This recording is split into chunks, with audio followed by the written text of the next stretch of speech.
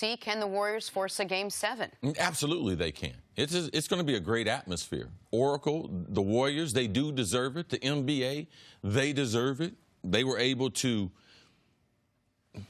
hold off the Raptors in game number 5, which was tremendous atmosphere for them to be able to get their 4th win. So, yes, this is one of the greatest basketball teams I've ever seen. They able to play 48 minutes of basketball at home with the type of energy going to be in the building? Yes, but a number of things are going to happen, and it's not the guys that we heard from. I'm not worried about Clay. I'm not worried about Steph. But I am worried about the other players, and they become more important or just as important as the two main cogs in their offense, and that's Draymond Green and that's Boogie Cousins. Are they going to be able to make shots? The Warriors, in 2 of their wins, Boogie Cousins has scored in double figures. Draymond Green, it's those open looks. It's not, is he going to make shots? It's those wide open looks, because if he misses those shots, it really reinforces Nick Nurse and the type of defense that they're trying to play. Now, yes, there's a number of Raptors that have to be able to get involved in this. They're going to have a say, but I believe that Boogie Cousins, if he's able, and I think that we should take some time to be able to compliment Boogie on what he was able to do in game number 5. For the first time, Nick, you pointed out, in his career, the coaching staff had gone to him and told him he was not going to play. But you know something that did not change? Besides his overall reputation after this run he's been on in Golden State, I believe is going to change. He went through his normal pregame shooting routine. He went through his normal conditioning that he would do before the games. Because lo and behold, no one knows it. Kevin Durant gets injured. He gets forced in. He's the 3rd center off the bench, guy who has started every single time. When he's been in the league, he's been a starter.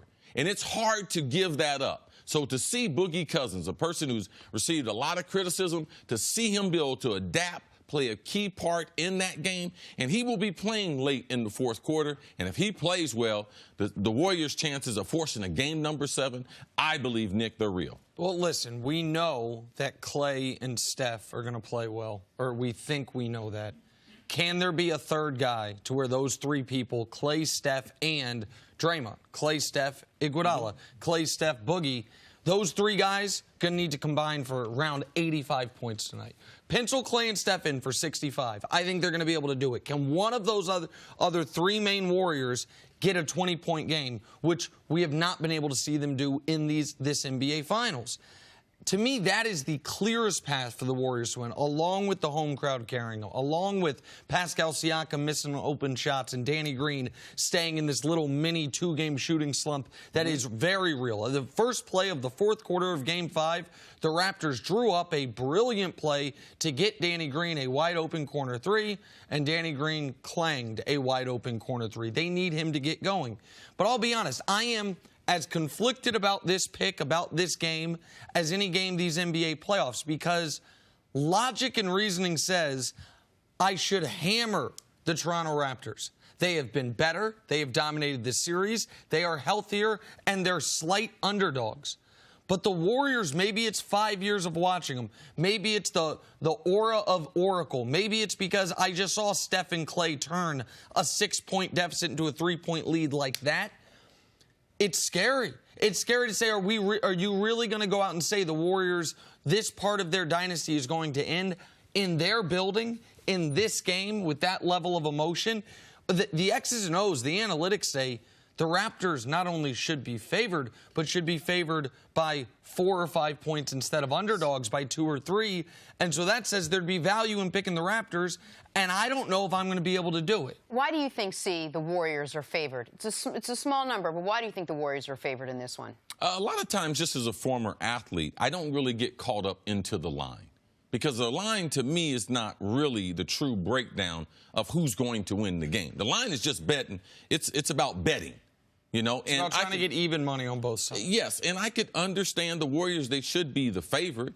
It's Game 6, last game in Oracle. I don't see any circumstances that Toronto would be an underdog, but they shouldn't be an underdog with the margin that they are the underdog. You have to be able to give the Warriors credit for getting through game number 5. Now, as an athlete, I don't believe in too much in riding on the emotion of the hometown crowd. I don't believe in playing for another player. Because in real time, when you're trying to shoot your jump shot, I can't be thinking about Kevin Durant. Now, it sounds good in the press conference, and all those things are really, really nice.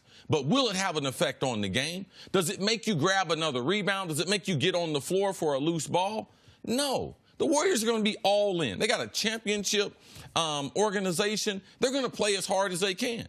But as I told you at the beginning of the series, Toronto was a better basketball team without Kevin Durant. And Kevin Durant is not going to be there. And all those 11 points and those 12 minutes that he played, they needed those in game number 5 just to be able to get that 1-point win. See, it's been, what, almost 30 years, 29 years and counting since you had a drink, right? Yes. Correct? All right. So you're not very familiar as an adult with hangovers. It's been about, for me, less than 29 days since I've had a hangover, so I know how long they can affect you. That's why the Warriors are favored. Because the betting public, Vegas, whomever, is concerned about what I am concerned about. Do the Raptors have a hangover from we had it? We were right there. We were up 6. Trophy was being wheeled out. We were right there. And can you recover? Can you rally just 72 hours later in a hostile environment against a desperate team? If they don't have a hangover, then they will be champions, I believe, because they are better. They will be able to overcome the home court.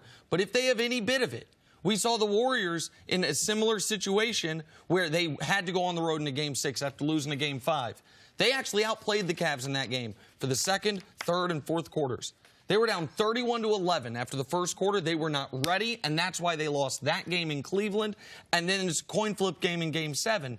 That is what Toronto has to try to avoid tonight, letting the Warriors jump on top of them early. One thing, if Clay's going to talk about the crowd and playing to the crowd, watch Draymond Green. Draymond is one technical away from getting suspended. From missing Game 7. So when you talk about energy, you better make sure that Draymond Green appropriates his energy the right way and at the right people. Now, I don't think the referees will have a quick whistle. No. But let's just watch Draymond. Let's just watch how he acts. Let's just watch in the most hyped atmosphere that we'll ever see in Oracle in the last game. Let's see how he handles that. Thanks for watching. Subscribe here to get the latest from the show. Also, be sure to check out more of the best clips from First Things First, or go watch a few segments from our other shows on FS1.